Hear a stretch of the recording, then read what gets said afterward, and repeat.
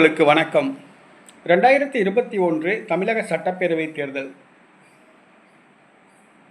திமுக வேட்பாளர்களிலேயே காசு கொடுக்காமல் வெற்றி பெற்ற ஒரே வேட்பாளர் பிடிஆர் பழனிவேல்ராஜன் என்று பெருமையாக சொல்வார்கள். அந்த பெருமைக்கு சொந்தக்காரர் பிடிஆர் பழனிவேல்ராஜன். அந்த 2021ஆம் ஆண்டு நடைபெற்ற தமிழக சட்டப்பேரவைத் தேர்தலில் திமுக வேட்பாளர் பிடிஆர் தியாகராஜன் வாக்காளர்களுக்கு பணப்பட்டுவாடா செய்யவே கிடையாது. ஒரு வாக்காளர்களுக்கு கூட பணப்பட்டுவாடா செய்யவில்லை. இதை பெருமையாக சொல்வார்கள். ஓட்டுக்கு காசு கொடுக்காமல் வெற்றி பெற்ற ஒரே திமுக வேட்பாளர், ஒரே திமுக அமைச்சர் பிடிஆர் தியாகராஜன் என்று கூறுவார்கள். அவர் ஏன் ஓட்டுக்கு பணம் கொடுக்கல, அந்த ரகசியம் தெரியுமா? அந்த ரகசியம் தெரிஞ்சீங்கன்னா பிடிஆரை காரி துப்புவீங்க. அதான் உண்மை. அடச்சி, இதுதான் உண்மையா அப்படின்னு காரி துப்புவீங்க. ஏன்னா 2021ஆம் ஆண்டு நடைபெற்ற தமிழக சட்டப்பேரவைத் தேர்தலில் திமுக வேட்பாளராக அப்போதைய சட்டமன்ற உறுப்பினர் பிடிஆர் தியாகராஜனே வேட்பாளராக அறிவிக்கப்பட்டு அவர் தொடர்ந்தார். பிடிஆருக்கு தொகுதியில் அதிருப்தி இல்லை. ஆனால் அதே நேரத்தில் ஆளுங்கட்சியான அதிமுக வேட்பாளராக ஒரு பலம் வாய்ந்த வேட்பாளர் நிறுத்தப்படவில்லை. அதான் காரணம். பலம் வாய்ந்த வேட்பாளர்னா அந்த தொகுதியில் அதிமுக வேட்பாளர்கள் பலர், அதிமுக பிரமுகர்கள் சீட்டு கேட்டாங்க. ஆனால் அவங்களுக்கெல்லாம் கொடுக்கல. ஏன்னா பிடிஆர் கடந்த தேர்தலையும் ஜெயித்தவர், இந்த தேர்தலில் ஜெயிப்பார் அப்படிங்கிறனால இது தோற்கக்கூடிய தொகுதியாக கருதி அதிமுக தன்னுடைய கூட்டணி கட்சிக்கு கொடுத்தது. அது பிஜேபி கொடுத்திருந்தா கூட ஒரு போட்டி கடுமையாக இருந்திருக்கும். ஆனால் பசும்பொன் தேசிய கழகம் என்ற ஒரு அதிமுக ஆதரவு அமைப்புக்கு அந்த சீட்டை அதிமுக ஒதுக்குச்சு. அதான் காரணம். பசும்பொன் தேசிய கழகம் என்பது முக்குளத்தூர் வாக்குகளை மையமாக வைத்து செயல்படுகிற ஒரு அமைப்பு. ஆனால் மதுரை மத்திய தொகுதியில் முக்குளத்தூர் கிடையாது. அது வேறு விஷயம். முக்குளத்தூர் வாக்குகள் மிகவும் குறைவு தான். ஆனால் இந்த முக்குளத்தூர் அமைப்புக்கு ஒரு சீட்டு கொடுத்தோம்னா முக்குளத்தூர் நமக்கு ஓட்டு போடுவாங்க அப்படின்னு கருதி இந்த முக்குளத்தூர் அமைப்பான பசும்பொன் தேசிய கழகத்துக்கு சீட்டு கொடுத்தாங்க. அதன் வேட்பாளர் ஜோதி முத்துராமலிங்கம் அந்த தொகுதியில் வேட்பாளராக போட்டியிட்டார். அதன் தலைவர்.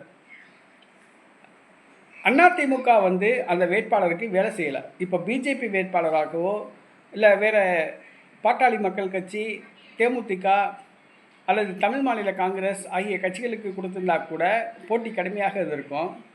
அட்ரஸே தெரியாத, யாருன்னே தெரியாத ஒரு கட்சி, ஒரு அமைப்பு பசும்பொன் தேசிய கழகம். அந்த தலைவர் ஜோதி முத்துராமலிங்கம் யாருன்னே தெரியாது. அவரை கொண்டு போய் நிறுத்தினாங்க. அதனால் அதிமுக அந்த மதுரை மத்திய தொகுதியில் வேலை பார்க்கலை. பிஜேபியும் வேலை பார்க்கலை. அதே நேரத்தில் அதிமுக அந்த கூட்டணி கட்சி வேட்பாளருக்கு பணம் செலவு செய்யவில்லை. அதுதான் காரணம். ஏன்னா தோக்க தான் போகிறான். அது தோக்கிறதுனால தான் அந்த தொகுதி கூட்டணி கட்சி கொடுத்துருக்கு. அப்புறம் ஏன் செலவு பண்ணணும் அப்படின்ட்டு செலவு பண்ணல. அதே நேரத்தில் பசும்பொன் தேசிய கழக வேட்பாளர் ஜோதி முத்துராமலிங்கம் பணம் செலவழிக்கும் அளவுக்கு வசதி படைத்தவரும் கிடையாது. அதனால் அவரும் பணம் செலவழிக்கலை. ஆக அதிமுக அந்த தேர்தலில் தோல்வி அடைந்தது, தோல்வி முகத்தில் இருந்தது. இது பிடிஆருக்கு தெரியும். இன்னொன்று, அதிமுக தோல்வி அடைந்து விடும் என்பது தெரியும். இன்னொன்று, அந்த வேட்பாளர் பலமான வேட்பாளர் இல்லை என்பது தெரியும். அதிமுக வேலை பார்க்கலைங்கிறது தெரியும்.